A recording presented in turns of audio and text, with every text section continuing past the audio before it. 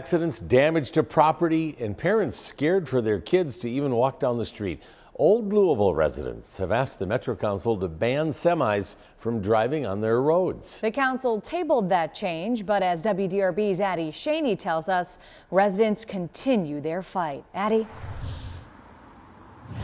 Scott Hayden, neighbors tell me they've been counting over 140 big trucks drive down St. Catherine Street a day on average. When we were here at around noon for 30 minutes, we saw over a dozen of those big trucks, and many of them crossed over that center yellow line.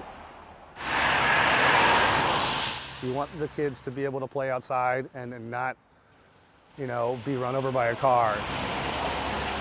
While it hasn't happened yet, it's a fear Derek Podolsky lives with every day.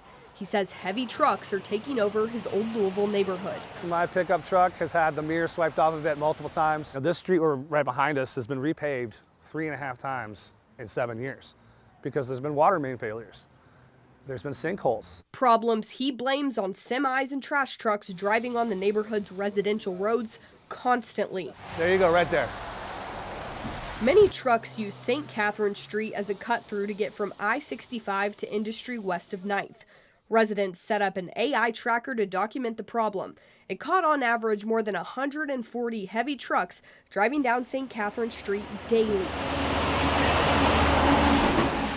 That's why residents pushed the Metro Council to add a handful of Old Louisville roads to an existing ordinance that stops big trucks from driving in certain areas unless they're making a delivery.